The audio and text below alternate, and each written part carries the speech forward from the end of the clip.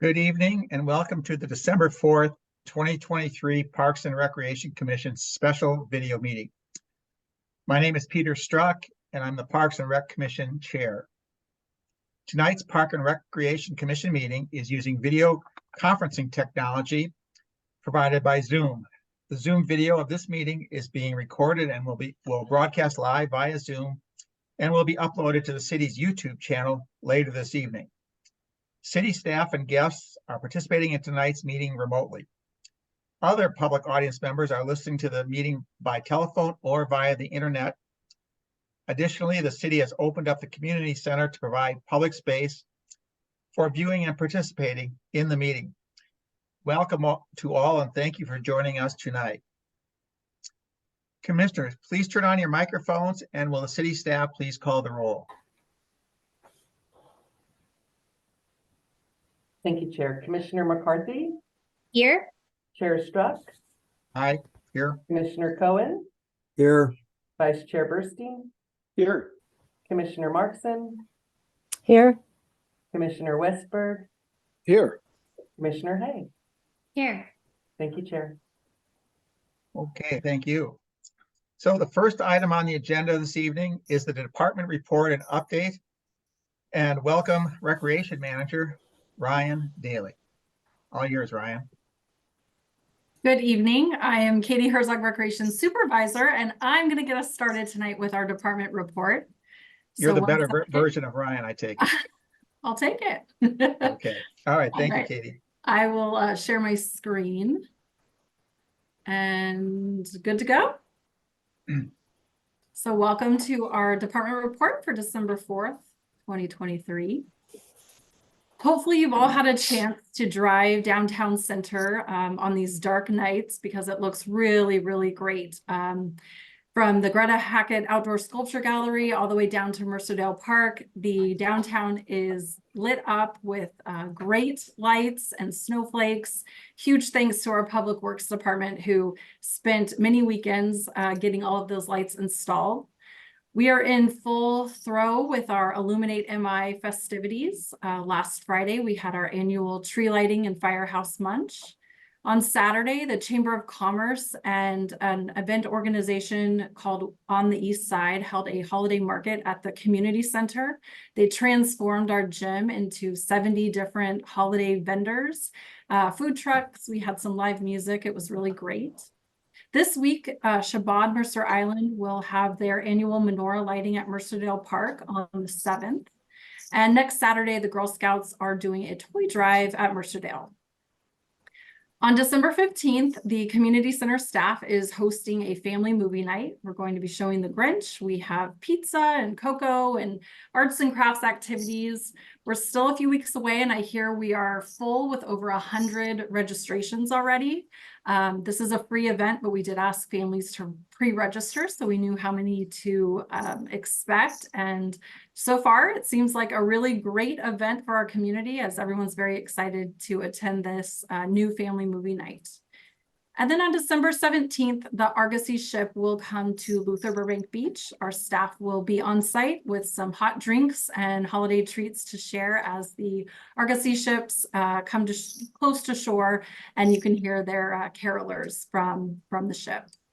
Big thanks to our sponsors of Illuminate MI, Puget Sound Energy, John L. Scott, Street Treats, and Hub Boba. So as mentioned on Friday, we had the tree lighting and firehouse munch. I saw some of our commissioners there. Thank you for coming out. It was a great event, very well attended. The high school choirs were our entertainment. We had a lot of community booths at the firehouse with Santa, some carolers. Overall, a really fun, great event. In partnership with Bell Harbor, we are going to have a free lunch and movie screening at the community center on Tuesday, December 12th. This is free to participate, but we are looking for RSVPs. We already have over 30 people registered, and just a way that we can bring in seniors to the community center with a great partner. and Island Lanterns. So this is our community art project that will return this year. We're going to host some painting days at the community center in the new year. So stay tuned, we'll get you those dates. Those lanterns then are displayed at Mercerdale Park, and we're looking to do a display at the community center this year. But we'll be looking for all ages to participate and get one of their lanterns hung on the displays. And now I'll welcome Recreation Manager Ryan Daly, who will continue on with the report. All right, thank you, Katie. Saving my voice a little bit here. Just to provide a little bit of an update on the Slater Room. As many of you know, with the City Hall closure, we are transitioning the Slater Room to council chambers. The audio system has been installed. We've been testing the microphones last week. Everything seems to be working really well. We're going to do some final tests this week. The networking cable, there is a couple of items that we still have on a punch list to finish up in that aspect, but everything's looking really good, and that room is coming together very nicely. Tomorrow's city council meeting will still be virtual and hybrid, and we're continuing to work on our long range facility planning work, which includes City Hall, the community center annex, as well as the thrift shop. So that work will continue throughout the year. And then I know a question I keep getting quite frequently is, when are our board and commission meetings going to be back in person? More info to come. I do anticipate sometime in the first quarter of next year that we'll be back in person together in the Slater Room and broadcasting from there. So more information will come as I get that, as we move through testing this all out with City Hall. Next slide, Katie. Thank you. Just a reminder, we do have some maintenance closures happening here at the community center, December 18th through January 1st. We'll be replacing the Mercer Room flooring. We'll touch up a number of areas with paint. We'll be doing carpet cleaning throughout the facility, interior and exterior window washing, replacement of some of our Mercer Room components that are due for replacement, as well as deep cleaning our facility furniture, and some ongoing repairs to our HVAC system as well. As I mentioned, with the closure of City Hall, we will be transitioning emergency operations to this facility here at the community center. So we'll be moving some of those items over, as well as up from Luther Burbank, so that we're well prepared here in this facility. Depending on some of these projects, we're hoping to reopen the facility December 27th to some drop-in community access activities. But more information will come once we see the progress on the different projects that we have that are requiring this closure. So more to come with that. And with that, thank you, Katie, for covering the first part of this for me, and happy holidays, Commission. Okay, thank you, Ryan, for that, and Katie as well. The second item of regular business this evening is to review and consider approving the minutes from our November 2nd, 2023 meeting. Commissioners, may I have a motion to approve the minutes of the November 2nd meeting? So moved. Thank you, Commissioner Hay. Is there a second? Sorry. I'll I'll- second. Is that, oh, Paul, thank you. Okay. So there's been a motion by Commissioner Hay, as well as a second by Commissioner Burstein. Before we vote, Commissioners, do you have any questions or comments on the minutes? Okay, seeing none. Commissioners, please turn on your microphones, and will the city staff please conduct a roll call vote? Thank you, Chair. Commissioner Cohen, Aye. Vice Chair Burstein, Aye. Commissioner Hay, Aye. Commissioner Westberg, Aye. Chair Struck, Aye. Commissioner McCarthy, Aye. and Commissioner Markson. Aye. Thank you, Chair. Thank you. Our third item of business this evening is the 2023-2024 Parks, Recreation, and Open Space Capital Projects Update. And we welcome Chief of Operations for the city, Jason Kittner, to provide a presentation. Jason. Good evening. Give me 1 second here. Thumbs up that you can see the screen. Awesome. Thank you. It's good evening, Parks and Recreation Commission. Jason Kittner, the Chief of Operations, here to give you a quick update on the fun stuff in Parks and Recreation, the capital side of the house, regarding the 2023 and 2024 capital program. We'll touch on, I got about, I don't know, 15 slides or so on some specific projects. And then obviously we'll take questions at the end. If there's questions that come up on a specific project when it shows up on the screen, please feel free to ask away as well. But as the commission may recall, the city adopts a budget in 2-year increments. And so we're right at the midpoint of the 2023-2024 biennium. And so we are, as we do capital projects, we have a number that sort of start in 2023 and actually go into construction, and then some are in design for actual construction in 2024. So we're at that midpoint stage, and it's a good time to check in with you all. A reminder to the commission, our capital program for Parks and Recreation is driven by the PROS plan, which guides those projects in our CIP. We're looking to manage our capital program over 480 acres of parks. 11 of those parks have playgrounds, 300 acres of open space, 28 miles of shared paths and trails, and our parkland covers just over 12% of the island. So no small task in terms of our capital program. We rely heavily on our volunteer contributions throughout the course of the year, as you all know. Jordan and team do a fantastic job in putting on volunteer events throughout the course of the year. We had 78 volunteer events this last year, 78. That's a huge number. Over 1,000 volunteers and over 1,200 trees planted within our parks and open space. So pretty cool numbers for 2023. On the capital side, for the biennium, we have 23 projects that are identified and funded for the 2023-2024 budget. 8 of those projects are currently in progress. 2 of them are completed or on final punch list items, expect to be complete this year. While number 7 of them are what we consider like our minor capital, our open space funding, sort of ongoing smaller capital projects that happen each and every biennium. So as we get into it, let's just talk about some of the 2023 highlights. Lincoln Landing, this has been a long-term project that is finally concluded with a beautiful park over at Lincoln Landing. This project included both some stormwater and some sewer work. Obviously a huge improvement to the landscape. We just concluded our 1 year of landscape maintenance, and we have some minor adjustments that will be made to the water course. Again, this is the stormwater course on the left-hand side of the screen. It takes quite a bit of volume of stormwater, and so there's some minor adjustments that will be made, but this project is complete and it looks fantastic, and it's been years in the making. So it's a great little park. If you haven't been there, I recommend getting out on a nice sunny day like this. It's beautiful out there.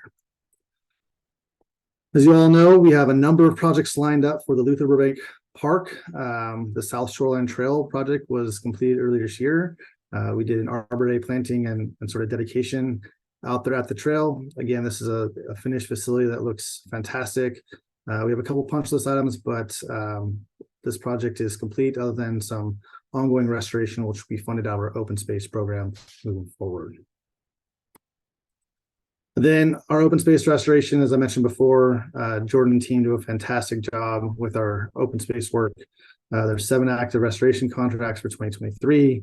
The Washington Conservation Crew has been on island for a number of weeks, helping with multiple parks and multiple open space areas.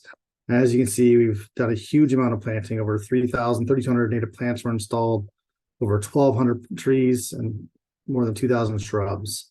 78 events, 78. That is a huge number, with over 1,000 volunteers that have participated to help make our open space better and improved. And we couldn't do it without our volunteers.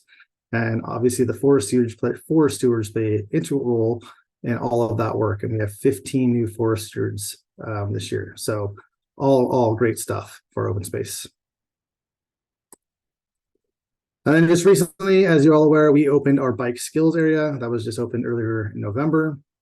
As you may have seen, we have one of the trails is currently closed due to some back and forth with the anchoring system for some of the features. We're working with the American Ramp Company to get that modified and set up.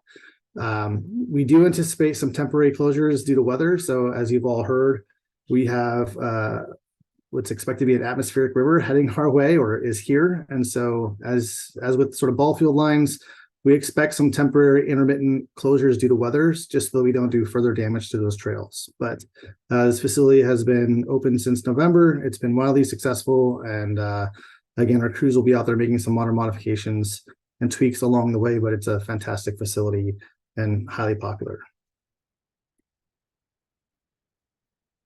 We also partnered with the Mercer School District this last year, where we replaced the synthetic turf at the facility, and then actually improved it, expanded our synthetic turf, our playability at the facility, added lights, modified some backstops, and then really have increased our playability at this facility. This was completed last spring, but nonetheless an important project to our community. So that's 2023. As we start to look toward 2024, we have some important projects on the horizon as well that we want to talk about and keep you all in the loop with.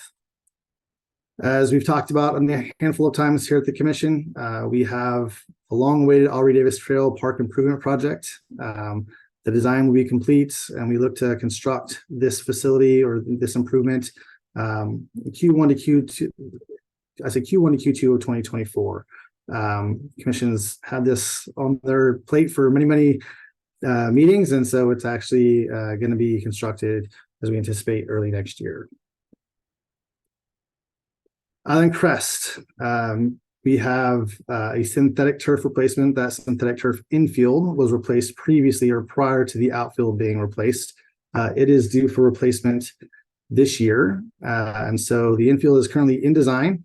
And we anticipate construction beginning actually on the infield portion of the north infield only, later this month in December, and probably carry into the first part of next year, with it being ready for spring ball at the end of February.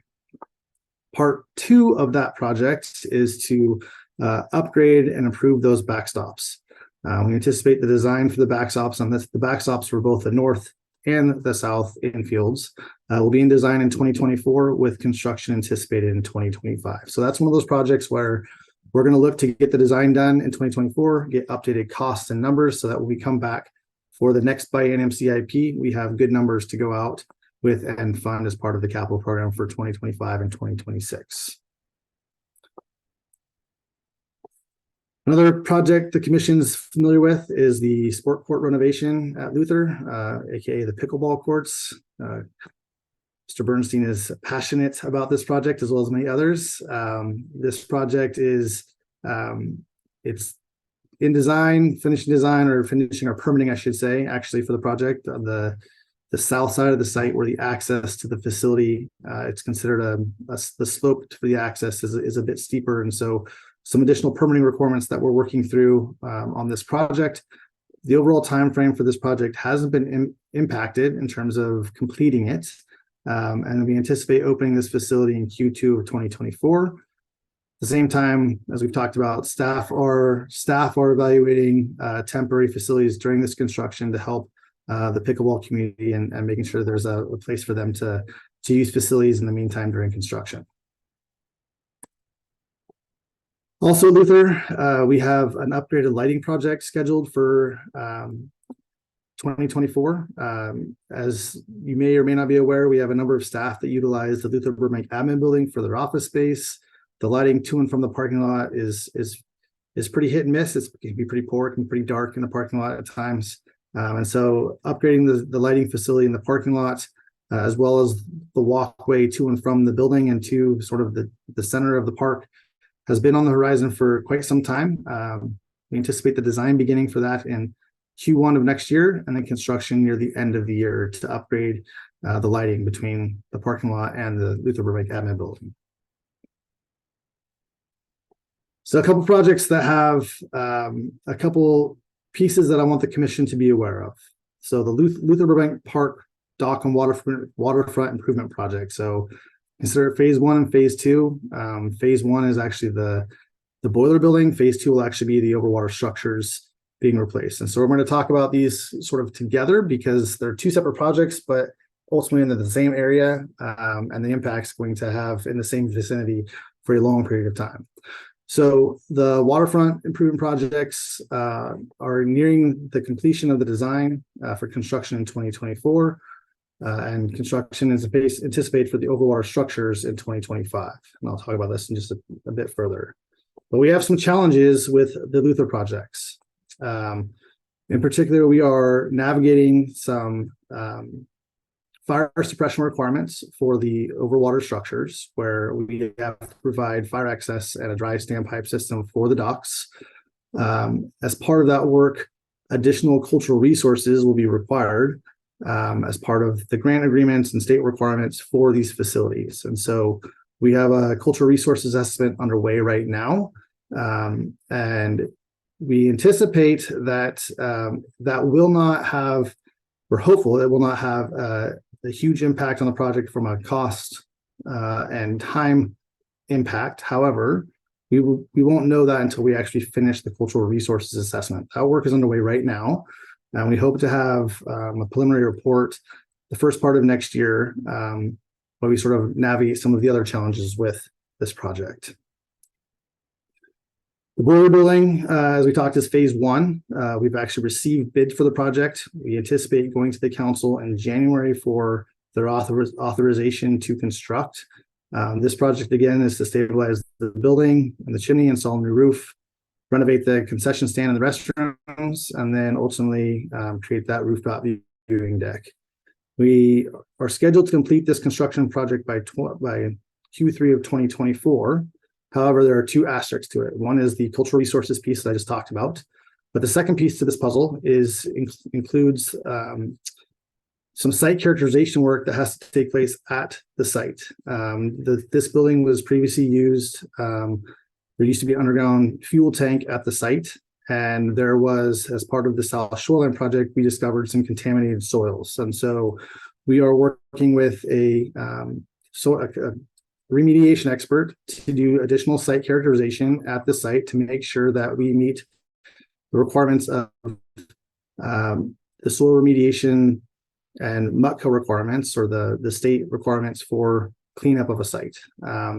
Next week, the next 2 weeks, you will see a drill rig potentially down at the shoreline doing some borings, additional borings, to help try and characterize, find the ends and the bounds of where that potential contaminated soil is, so that we can include that in our construction work for the project. At this point in time, it's not, we don't know if it will impact the project. It is a variable that has landed in our lap that we're working through. We're working with our experts too. We're going as quickly as we possibly can. We hope to know more about the site characterization and potential soil remediation necessary at the site in early of next year. But it could potentially impact phase 2 of this construction project. Again, phase 2 is the waterfront structure. So phase 1 is the boiler building. We have bids in hand. We anticipate going to council next month. Phase 2 is the overwater structures, where the cultural resources and the site characterization for the soil contamination has to be completed first and foremost.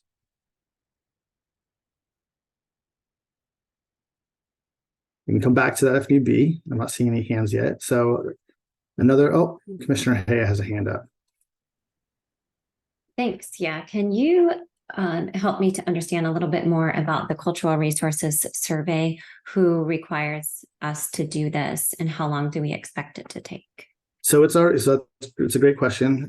It's already underway. So we are, as you may know, we have a number of grants that are help funding this project. This is a high cost project, and so we have a grant through the Recreation and Conservation Office, the state agency, to help fund a lot of this project. And a requirement of those RCO grants is to have a cultural resources assessment completed for the sites. This is for other RCO grants in the past. We've done the same thing. I will say this site's a little bit more challenging because there's the potential to find things along the shoreline, and there was some pottery that was found at the shoreline at some point in time that actually raised this up in terms of the elevation of care for the cultural resources assessment. But the RCO requires it as part of their process with all the other grant funded projects. It's underway, and so like I said, we anticipate having the preliminary results back in early next year. Great, thank you. Commissioner Westberg, you're on mute. Not used to doing this on an iPad. Do we have all the money in hand for the phase 2 project, or are we still counting on some grants to come in before that could proceed? That's a great question. We are still counting on some grants to come in. We have a lot of the money in hand, but we are still waiting on a few grants to come in. And so that's part of the reason we're pausing a little bit right now in terms of the next steps until we sort out the soil contamination, the bounds of the soil contamination, and the cultural resources assessment, because that could dictate obviously the overall scope, and it could be modified depending on what the outcomes of those things are if they're not favorable. So that's part of the reason we're sort of in, I'll call it limbo land right now in terms of, we have bids in hand. We're not going to the council to approve that money yet because we're waiting to sort out what may or may not be possible as part of this project. Okay, thank you. Okay, I'm going to keep moving on because I don't see other hands up. Oh, Chair Struck. You're on mute as well. Thank you for that. On the Clark and Groveland Beach Joint Master Plan, where does the PRC kind of fit into this timetable, if at all? Yeah, so absolutely, the PRC will play a role in this master planning process. I don't think I touched on this slide. So we still anticipate doing the master plan for the Groveland and Clark next year. We're doing some background prep work right now to finish up the year, and we will go to the council with the draft scope of work, which will include public engagement along the way. And I anticipate the PRC will play a vital role in terms of reviewing the master plan and ultimately making a recommendation to the council on that master plan once it's ready for final approval. So how many touches will the PRC have? I don't know yet. I expect multiple touches. And then we will work with Ryan and team in terms of when they fit in best based off the timing for the master plan. So, I think it's important that because these two facilities in particular are heavily used during the summer, we should be doing a lot of the public engagement during the summer when they're their highest use. And so I anticipate that, we'll probably have an early touch in the spring on this after the council's had a chance to review it. We'll give the PRC an update, talk about the roadmap for the engagement platform, and then do some engagement over the summer and come back and start presenting the draft chapters or master plan to the PRC for discussion. Thank you. Thank you. Okay. Let's talk playgrounds for a second. So playgrounds, as you're all aware, the levy was approved to fund our playground replacements. The Dean's Children's Park playground was up for the first playground identified to be replaced per the schedule. Because of the bike skills area is just opened, we're going to come back and talk about Dean's in just a second. We are moving forward with the replacement at Roanoke and First Hill. So Roanoke will include the replacement of the play structures you see out there. It's this boat structure in the picture, the spinami, and the swing set. We are looking to improve our site accessibility, add a fence along West Mercer Way to help keep kids from wandering into West Mercer Way. We have a virtual public meeting scheduled for the end of January, and we will have a survey on Let's Talk to talk about the playground options. I met with Berger last week to look through some of the draft plans, and so we're ramping up very, very quickly to get those draft concepts out on Let's Talk and start facilitating feedback on those concepts that have been created for Roanoke. So Roanoke will be scheduled for construction. I'm pushing for early spring. I'm hoping to have this playground open by Memorial Day weekend. That's what we're shooting for, so that they can have the full summer to use this playground. That's that's our goal for our time frame. First Sill is up for replacement, is also being moved up. We're going to stagger this one just a couple months behind Roanoke. Again, this is a similar project. It's currently a treehouse structure. There's some ADA accessibility issues that we need to address, obviously, with the site, but Berger's working on this one right behind Roanoke. Probably be a couple months behind it, but ultimately looking for a Q3 2024 construction timeframe, but just slide it out a couple months is what we're thinking. Following a similar path to what we're doing with Roanoke. So we'll get some draft concepts made up. We'll just use the Let's Talk platform to facilitate discussion and feedback and surveys. We'll host a public virtual meeting to sort of fine tune the playgrounds, and then look to get them constructed next year for hopefully that fall, that wonderful fall weather we get. This playground will be open for use. So let me shift back to Deans. So Deans is not forgotten. However, we are currently working on the initial assessment and some survey work. As you're familiar with it, there's multiple sort of playground structures out there. They don't all necessarily, they aren't cohesive in a way. They're a little bit sort of hodgepodge pieced in the park. And so we're looking to do a more comprehensive review of this playground facility. And we're looking to really improve the connectivity, accessibility, and inclusivity of the park. This is a great park to do it. It's relatively flat. There's good access to and from the parking lot. And there's amenities that are in the site that are also in need of attention, including a restroom facility, as well as the covered picnic area. So we are actually going to go to the council and talk about this project and ask to perhaps broaden the scope of work a bit, not just the playgrounds, but broaden it to include the picnic shelter and the restroom facility, and take a comprehensive look at this park and actually address all of those things as part of the construction project. So what this means for Deans is that we will really be utilizing 2024 for our public engagement platform as we take that look, assuming the council blesses that direction. That's what we would look to do for Deans in 2024 with construction in 2025. But trying to really look at how does the BSA, picnic shelter, the restroom, and the playgrounds all work together and create a more comprehensive and connected space between all of them. And with that, I will pause for questions.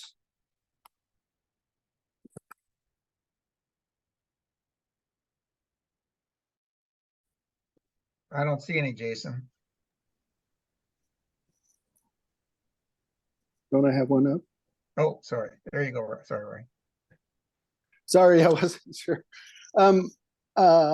So Jason, back to the Deans and the playground structure. I appreciate what you've said, and I appreciate the fact that that we're still kind of in shakedown mode with regard to the BSA and how it's operating and how people are using it. But I've been by there eight or nine times since it opened, and the gate that joins Deans and the BSA, which my understanding when we were talking about the design was supposed to be primarily used for administrative or operational issues, it has in fact become a primary entrance to the BSA, both through the signage and through the way people are using it. So right now we've got bikes riding down the asphalt path to go through that gate that are mixing in with preschoolers who are using the playground equipment and trying to get across to use the digger tool and the swings. And I don't think any of us envisioned that there was going to be that kind of mixing between the two areas. It's sort of inherently obvious that bikes and preschoolers don't mix. So I hope as you guys look at this broader picture and how all these facilities can work together, we go back to the idea that was expressed repeatedly during our discussion of the BSA that bikes don't belong in Dean's Children's Park. So if I may, we are we are constantly evaluating the site, and we received your written comments, and we are evaluating. We have some modifications in mind. We're going to constantly finesse and fine tune this. I don't want to commit to locking that gate yet, because I think that's counter to what one of the original intents behind that was as well. But nevertheless, we will certainly continue to monitor and make adjustments and hear your concerns, and they're not falling on deaf ears. That we will modify and we'll work with the user groups to make sure that we get this addressed. No, I understand, and I appreciate that, because everyone's really excited. It's a Yep. great facility. It's being used. Kids are super enthusiastic about going in there. It's been fun to watch them, but Dean's has been there for decades and was a safe and wonderful place for island preschoolers and their parents, and I sure would hate to see that compromised. So. Thank you, Commissioner Westberg. Commissioner Hay. Thanks. I had similar comments as Commissioner Westberg, so I'm happy to hear that there are some modifications or other options being considered. I know it was just finished, so I'm sure we're giving it some time to see what the end result's going to be. So I appreciate that you're looking into modifications. And I had one question about the information gathering on the Roanoke Park. It sounds like there's going to be a Let's Talk survey or some sort of option for people to comment in December of this month. So that would be sometime soon, probably, right? Is it already active? Is it coming out soon? It's coming out soon. So like I said, we met with Berger last week. We have some concepts. They're finishing their draft concepts now. And then if you recall the Mercer Park project, we put some draft concepts out there and facilitated feedback via Let's Talk. It's a similar process as what we have in mind here for Roanoke. So yes, probably the next 2 weeks, we will have the Let's Talk page up and some draft concepts out there for the public to start providing feedback on. And so stay tuned. It's being created in the background right now as we talk. Okay, sounds great. Very exciting. And is there a plan for stakeholders to be sent that link so they can share it out, either PTAs or MIPA or other neighbors? Yep, we will certainly reach out to the stakeholders that we have contact information for so that they can share as wide and far as their heart's content. And I think it's great to hear feedback on stuff. It's a neighborhood park that's got some cool characteristics and features to it, and it's as we were sitting talking about swings or no swings in the park, it's one of the few parks where you can actually be on a swing and swing for the water view as you go to and fro. So we're looking forward to working with our stakeholders on this project and hearing feedback on the draft concepts. Awesome. Thank you. Thank you. Commissioner Markson. Thank you. It's Commissioner Markson. I just had two questions. One, I just didn't see First Hill Playground in the table that was sent, and I wondered if it was a change or if it just was left off the table in the meeting packets. Or are we doing that instead of Dean's? Is that no, because that doesn't have. Sorry. We're moving First Hill up in the playground replacement schedule. So it was originally, it was a couple years out. Okay. Dean's, the first playground originally scheduled. Because Dean's is going to require further public engagement, we're going to move First Hill up because I think it's important to get two structures underway, constructed. They're both a need while we do the public engagement piece for Dean's. So we're just sort of shifting things around. Okay. All right. Thank you. Maybe I missed that.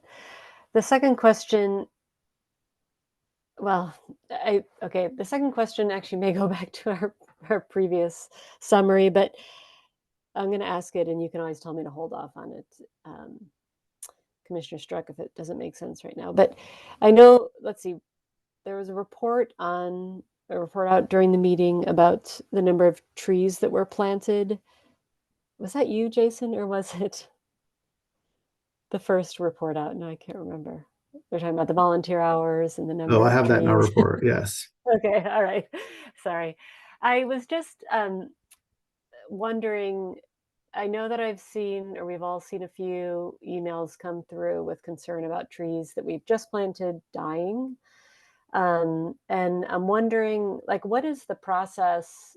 Like, what do we, I'm sure we try to prevent that from happening, but what do we do when it happens? Like, do we replace them again, or? It's a little bit dependent upon the actual scope of work and the project specific. So a lot of our projects where we have contractors that come and actually do the plantings, there's as you saw with the Lincoln Landing project, there was a 1-year maintenance commitment from the contractor. So some of our contracts have that same requirement. So the contractor is responsible for planting X number of trees or shrubs. There's a certain threshold within those contracts that we have to have livability with. Some of those contracts include ongoing maintenance, including, weeding around them, watering them, maintaining them. And if they do die, then there's a requirement for them to replace them within a certain time period. So, but it's a little bit specific from site to site, depending on the site, depending on sort of the environmental factors. But with a contract that we have in place, that's usually what it entails. So if you see something that's died, it's likely going to be on the replacement schedule. It's not going to happen right away because they tend to batch them together, right? So if they have a die off, they'll go out and do it in early spring or the fall the following year. And we work together with the contractor to find the best time to do it where we have the most success. But I will say there is also a percentage that don't make it each and every year, right? That's part of the restoration process. Is there is a certain percentage that don't make it every year, but we work with the contractor to try and get everything to take. Okay. All right. Thank you. Thank you. Jason, I have one other question. On the Luther Burbank waterfront project, kind of the phase 1 boiler building, phase 2 over the docks, if you will. But here in 2024, do you anticipate that that area would be closed for any amount of time due to construction requirements or not? It's a good question. So in 2024, I anticipate that the area around the boiler building will be closed for construction activity. I don't know about the overwater structures. Right. I can work with Paul and get back to you on that, but certainly around the boiler building, yes. There will be some, as you'll see in the next couple weeks, there'll be a drill rig down at the waterfront. So there'll be some temporary closures while the drill rig's down there doing the borings and things like that. But let me get back to you on the overwater structure time frame long term. I guess Paul's here as well. So maybe Paul, if you heard that question, you can pop in and answer it.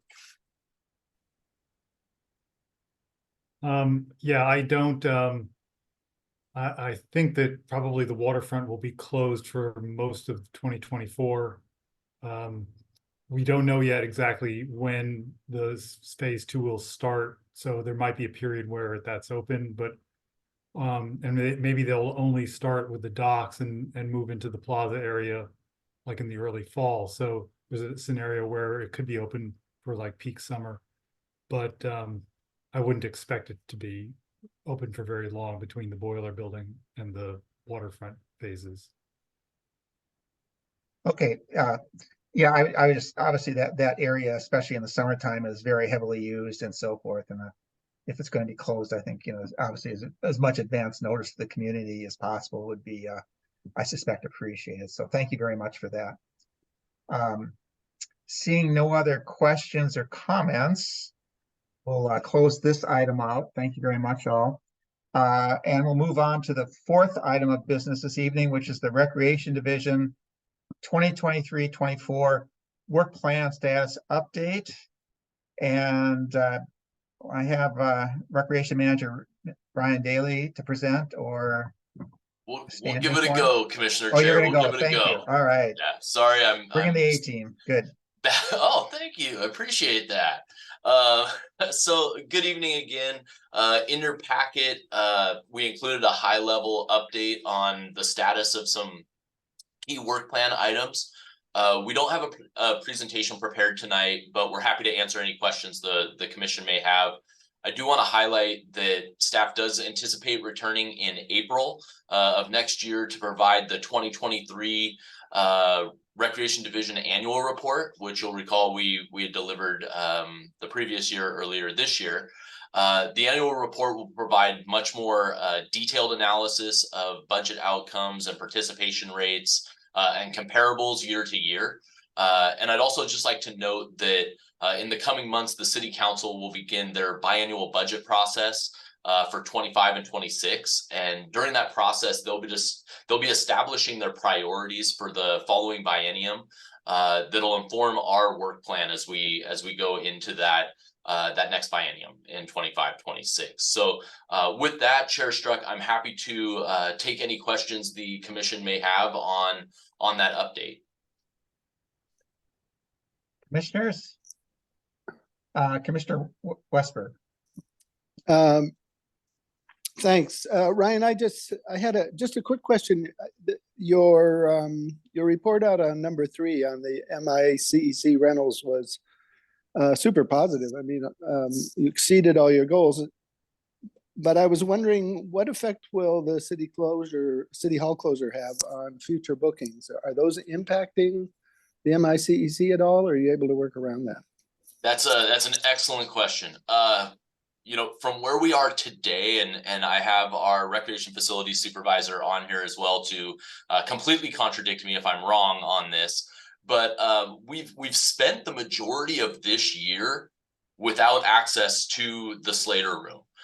We were also booking out other areas of the facility specific to city needs. So we do know we have a pretty good cadence for how our rentals are going. So we don't anticipate seeing a decline next year. And honestly, some of the work that we did through and we're going to talk policy implementation here in a second, but we put together a very good process of how we stack our rentals in different meeting rooms now, which is a different process than we used, we'll say, pre-COVID. We're able to maximize the access to those facilities. So from our standpoint, we're not looking at seeing a negative. Would it be nice to have that room? Absolutely.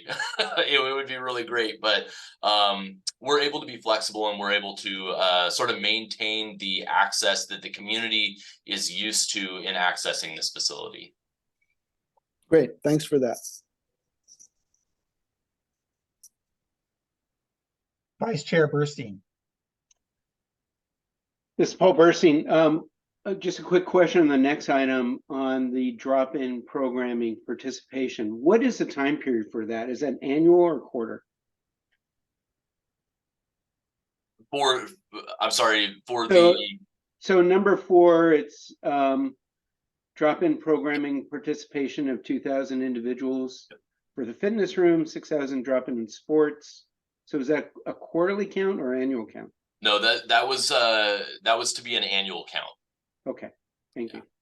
Yeah, and I'll just highlight those numbers. Those are big numbers when you're talking about, I think it was 13,000 plus drop-ins compared to what our goal of 2,000 was. A big part of that is we've been prioritizing the gym space for drop-in programs. If you remember, previous to COVID, we had recreation coordinators who were delivering recreation services in there. So you had more facility time dedicated to programs as opposed to drop-ins. So that's why you're seeing those numbers being so much higher, because we're allocating so much more time to those drop-in programs. And they're really successful. If you were at the gym today, I mean, there was a ton of pickleballers in there. So the rain outside is a good thing for us in certain circumstances. Oh, maybe I'll take a turn. This is Chair Struck. So Ryan, if we look at kind of the 8 work plan updates that you have here, at kind of at the 50,000 foot level, is there any you'd say, wow, I thought we'd be further along at this point? Or I'm sure there's some that you're saying, wow, as Commissioner Westberg said on number 3, you kind of blew through that one. I'm just kind of at a high level. Excellent question. You know what?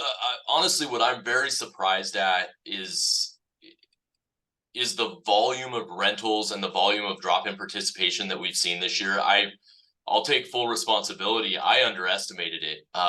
You know, when we came out and we established our resources, we're seeing one heck of a year in 2023 for facility usage, and that's outstanding. The downside to that is we had to reallocate some internal resources toward meeting those needs, and we're lucky the way we reestablished this department or this division by cross-training a number of individuals who could step in in different areas, and that's a lot of times is focus on our customer service side here at the community center, or the ability to take reservation bookings. We really shifted things around after 2022 and mid 2023 to be able to make sure we address those. We're also really fortunate to have Alex Lee and Katie Herzog who manage our other areas and are able to step in and carry some more of that workload at the participation level, at the program development level. So that's really led to our success. I would say where I think we've maybe not quite hit the mark that I'd like to see, it's on the donations, being able to have that gift needs inventory more established. I would have liked to see that by this point in the year. I would have liked to see us maybe having a bit more of that flux time, I would call it, for our program specialist or for our recreation specialists, to be able to offer some more senior type offerings. And I think we're getting to that spot here going into 2024. But that's something I'd sort of hoped that we'd be able to meet. But our problems are really good, I would say, at this point. Thank you. That was very helpful. Okay, we'll close this one out and go on to the fifth item on the agenda, which is the Recreation Division Policy Implementation Update. And looks like we might have a trio of the Recreation Manager Daly, Recreation Supervisor Katie Herzog, and Facility Supervisor Alex Lee. So Ryan, I'll let you kind of steer the ship. Awesome. You know I love talking Parks and Rec, and I'm going to do it till my voice goes completely out here. So allow me a second to share my screen. And I am going to rely heavy on Katie and Alex, I think, for this one. But we do have a brief presentation to share. Let me know when that shows up for you. Okay, I see a thumbs up. Okay. So we're going to talk about why we're reviewing these programs. We're also going to talk, or these policies, I'm sorry. And we're also going to talk about the specific policies that were implemented in 2021 through 2023.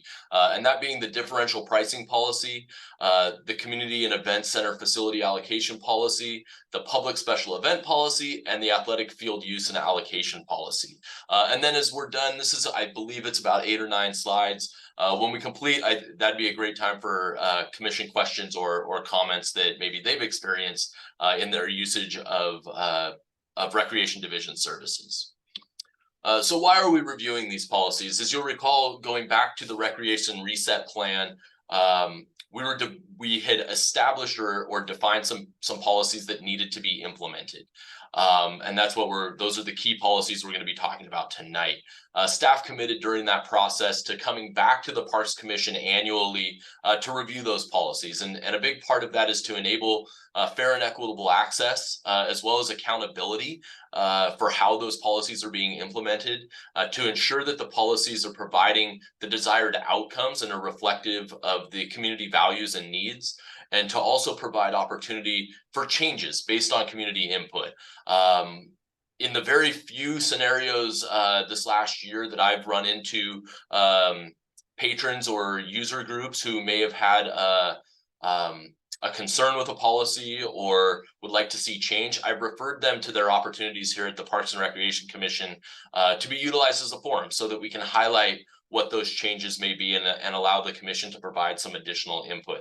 I'll say that very minimal input has been provided by the community because I think this is relatively new, but things have been working very, very well for us thus far. So the first policy I want to talk about is the differential pricing policy, and this was the first policy that we put in place, reestablishing the department, and it enables a diverse pricing model. It supports resident versus non-resident pricing for programs which receive more tax subsidy. And those are those programs that are in your tier 3, tier 2, tier 1 levels of the pyramid. It also allows for incentive pricing. So discounted punch cards for multiple visits to the fitness room is an example. Multiple room booking discounts if we were to offer a price incentive. If you book 5 rooms, you get an extra one free. And it also provides marketing opportunities. So discounted rental prices for peak rental times, or incentivizing those off-peak rental times, I should say. And it also, a core aspect of this policy is with all of our policies is it prioritizes resident reservation access. So just some more examples and just to highlight these and things we're doing on a regular basis are Mercer room rental packages. Weekend packages are priced higher than our weekday packages. We have rental recreation programs. As I mentioned previously, we as a department aren't coordinating recreation programs. We're relying on some of our rental groups to do so. One of the agreements we have is with Jazzercise, that we provide them a discounted rate for their use of the facility, thus offering a recreation service to the community. We also have our drop-in sports, and I've included that as an image there on the left, demonstrating the difference in the resident versus non-resident pricing, as well as the opportunity for purchasing a punch pass at a discounted rate. Staff's review of this policy, it's working very well. It's working as intended, and it does incentivize different usages at different times, and allows us a level of flexibility to accommodate a variety of needs. With that, I will pass it on to Alex Lee, our Recreation Facilities Supervisor. Perfect. Thanks, Ryan. So the MICEC facility allocation use policy, we obviously are trying to be benefits focused, trying to be supportive, diverse, equitable, fair, and then try to also provide good stewardship to everyone that uses our facility here. And so on that second level there, you can kind of see the levels that we have for in our facility allocation policy.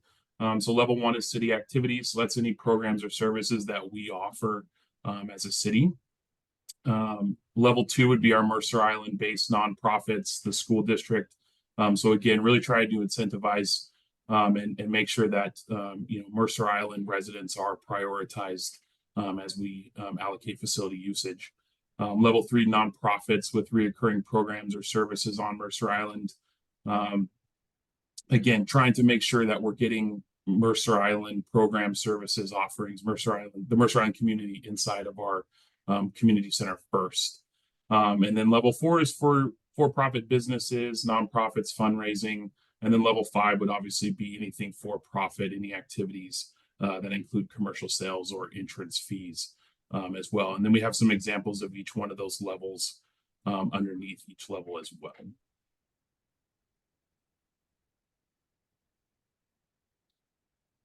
And so we have had significant requests even since I started here back in March. And so we've really have started to implement this as an ongoing process in our facility allocation in use policy. We really implemented it starting here at the end of the year. We obviously want that balance between community events, activities, and private rentals. In 2024, we're going to focus on making sure that we market towards level 2 and 3 in our priority list to again make sure we're really connecting with the community and making sure we're meeting the needs of the community. And then this policy has been working great so far. Have not had any issues, and it's been fantastic as of today. All right, and next up, we have our public special event sponsorship policy. This is the policy that allows for fee reductions or waivers for public events where the event organizers are a nonprofit agency. Some of the event examples have included the Friendship Circle 5K walk, the JCC Sukkot in the park, the Girl Scouts who are having their toy drive next Saturday, Art Uncorked put on by the Chamber of Commerce. We've had a Russian chamber music concert at the Luther Burbank Amphitheater, and Swim Across America. So in 2023, we had 10 sponsored events that were permitted through this policy. It's really given us a way to meet the community needs in a really defined way. And the only real change that we anticipate is the title of this policy. As you know, we're bringing that internal recreation sponsorship policy forward, and we feel like the two policy names are pretty similar, and to avoid confusion, we'll probably look to change the title name. Otherwise, the policy is working as intended. And then we have the athletic facilities allocation and use policy. Like the community center use, we have the same set of principles there to guide us through. We also have tiers. So the priority and access, tier 1 is our nonprofit youth, nonprofit adult recreation-based organizations that meet at least a minimum of 75% of Mercer Island residents. Then we have the nonprofit youth and adult non-recreation-based organizations, but again, with a minimum of 75% of Mercer Island residents. Tier 2 tackles the nonprofit youth recreation-based organizations and adult recreation-based organizations with less than 75% Mercer Island residents. And Tier 3 are those for-profit, both youth and adult organizations. So for our staff review in this year, we've done just shy of 10,000 hours booked by just 35 user groups. About 90% of those hours were the tier 1 nonprofit youth recreation-based groups. So the policy is definitely working as intended. Some challenges that have come up are the field usage and demand really just outpace the desirable times and availability. A lot of groups and not a lot of fields. Staff and user groups adhering to the processes. So on both sides, there are some changes that we will look to make in 2024, holding tight to some of those contracted, if you give back time, there could be a penalty, getting payment schedules on a little bit tighter of a timeline, and so on. And we're looking to automate those processes and create some online viewability for those user groups. So at this time, happy to take any questions. I will stop sharing my screen, and we're happy to talk further on any of those 4 policies that we just reviewed. Commissioners, any questions? Commissioner McCarthy. Thank you. What a great presentation, first of all. I just was curious with the new South Mercer play fields with the turf and the lights, etc. Has that increased or is it decreased because the price increased and so people maybe don't want it, or is it increased because they're like, now we have lights and turf, we can go really hard? Excellent question. Both. What it has done is it's taken a burden off of our grass fields, which our maintenance department is absolutely loving. We don't have that muddy mess maybe we had before, so we're able to drive usage over there. It's also increased decreased our need for our park maintenance team to go out and line those fields. If you recall, there was a lot of lines that had to be put for soccer or for lacrosse and things like that, and that takes up a lot of staff time to maintain. Have we seen significant changes? I would say not really. It's more just a change in where groups are using the accessibility option. I will say one of our challenges is not maybe the number of fields, it's how great that Wednesday 4 p.m. to 6 p.m. time slot is, and only one group can have that time. So that's a bit of a challenge in itself. And so I guess, Katie, I'd look to you if you're seeing anything additional with that policy. No, I think you covered it. And I do think that's one of the things we can look at for next year is, we try and schedule by the sports season and really look at, how much does soccer really need all of that space? Can other space be used for other sports, or are we doing it correctly and just, keeping kind of per season? So I think we will look at that for next year to really evaluate what's being used on each field, especially those new South Mercer fields. Awesome. Thank you.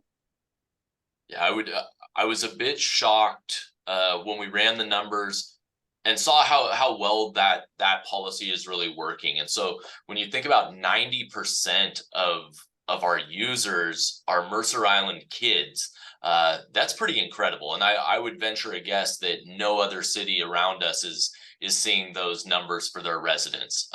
Mercer Island, in my experience, is a bit unique in the service level that we provide to our user groups, in focusing that usage on Mercer Island residents. Many other areas do a priority booking, first come, first serve. There's different rates for residents versus non-residents, but they're not prioritizing that resident usage necessarily. Or they're using historical use, which I'll say I'm not a fan of, because that hinders the ability of new groups to pop up who may offer a better or different service than the group that used it, that had access before. So from a staff standpoint, it's pretty intensive to review the applications that come in and shuffle the deck and prioritize them. But ultimately it does, I think, benefit the community of Mercer Island the way this is currently structured.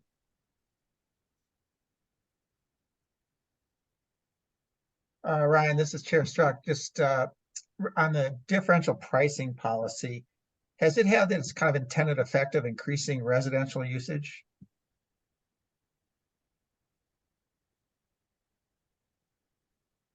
No, Okay, all right. I would say no. The pricing policy isn't, but the allocation policy is. Okay. And so, the pricing policy, what it's really done for us, there is that benefit to Mercer Island residents. And so when we think of our drop-in sports, 48% of those are residents, which I would consider very low, being only 48%. But we do have that differential pricing policy, which allows us to charge the non-residents more. So it's subsidizing that program a bit. But from a standpoint of looking at our gym as we go forward, and we're hitting this now with the facility allocation and use policy, is quarterly groups are putting in their requests, and we're seeing over the last 2 quarters a change, a shuffle of a group who's a higher priority level is now getting to realize that priority. Pre-COVID, that wasn't the case. It was the group that was more long-standing got to maintain that access to the facility, and now with our rate structure for rentals essentially being even across the board, it's much more equitable and fair, and benefiting the community for their access to the facility. And we're seeing that with specifically the volleyball groups that are using the gym. Gym space is one heck of a hot commodity out there. Everybody wants more of it. So when you're on island nonprofit groups who are serving youth, they're the ones who are getting in there to the gym. That's really a positive outcome we're seeing from that new policy that we didn't have before. Great, thank you for that. Okay, moving on then. The 6th item of business tonight is the 2024 planning schedule update. And again, we will ask Ryan Daly to provide some updates. The voice is still working. We'll keep rolling. Thank you, Chair Struck. I don't have any updates to the planning schedule. I will note this hasn't been scheduled yet. The Planning Commission will be evaluating a park zoning aspect, and so that'll be something that'll come to the Parks and Recreation Commission for a review and input.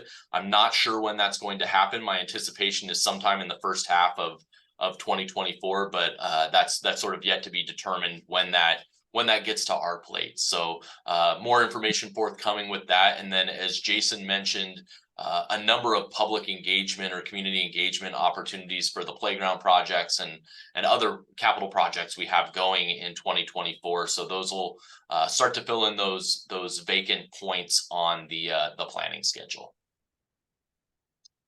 Okay, thank you for that. Then moving on to commissioner reports and updates.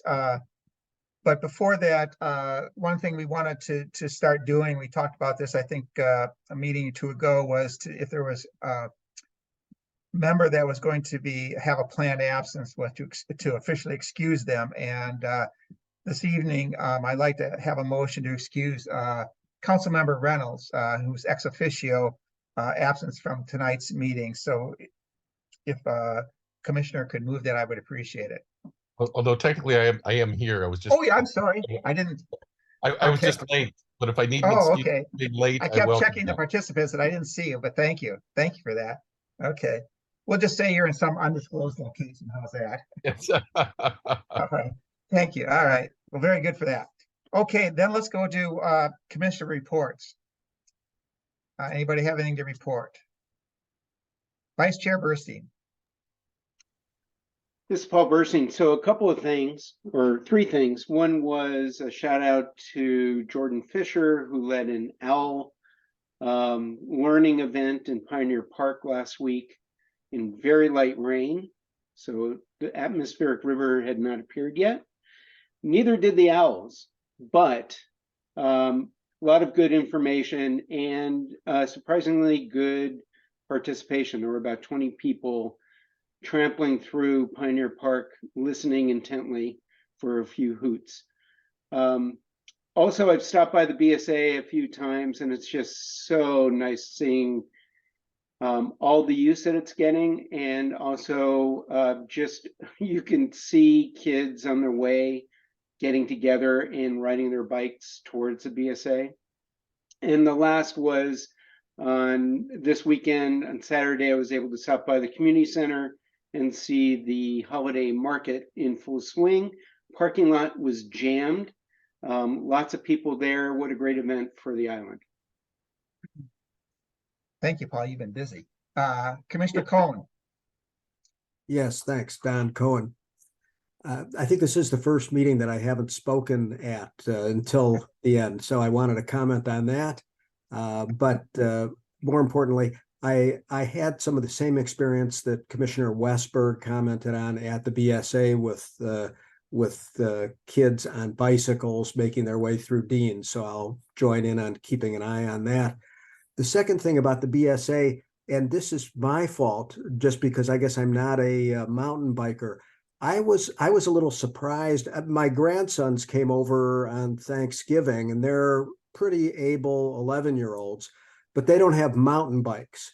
They have sort of regular bikes, fairly wide, nubby tires, and they're not mountain bikers, but they had trouble navigating that. And it sort of struck me that I had, no pun intended on the struck, it struck me that I hadn't tumbled to the fact that really the use of the facility, other than the lowest level, is most appropriate for people who know something about mountain biking, have mountain biking equipment, and are learning to use it. And maybe everybody has mountain bikes. So I was a little surprised by it. I'm not again, my fault for being less educated on this. Thank you, Paul. Thank you. Commissioner Hay.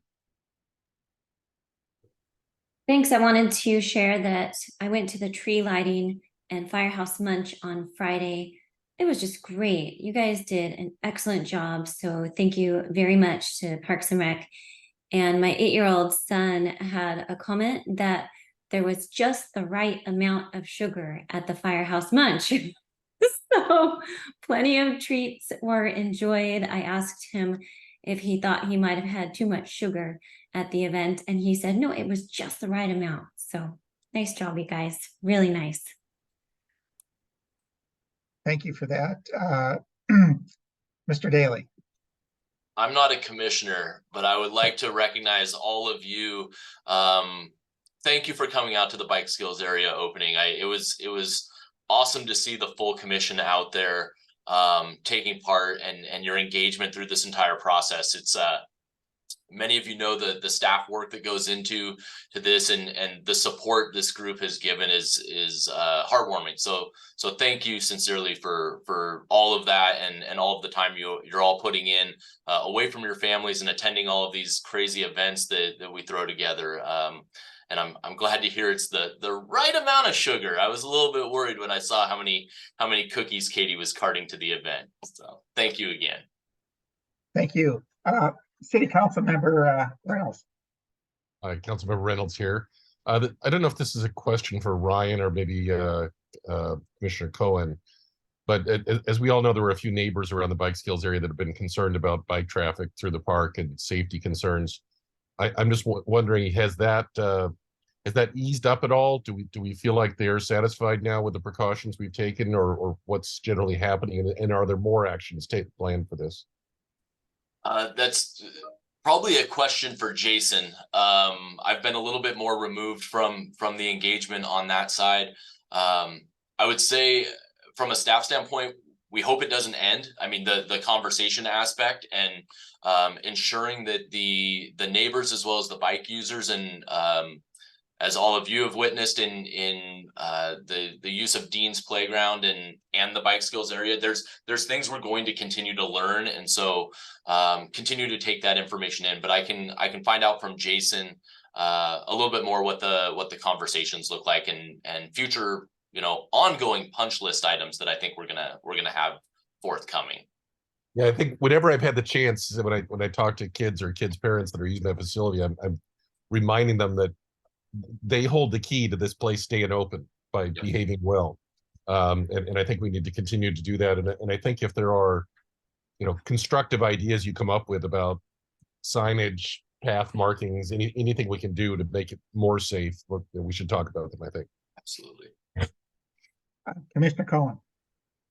Yes, Don Cohen, in response to Councilmember Reynolds' question, I still hear some of the people who had complaints before when they say that somebody came by on a bike down in the trail area going very fast and I had to pull my dog off to the side. I don't know how prevalent that is, because when I walk there, it tends to be when kids are in school.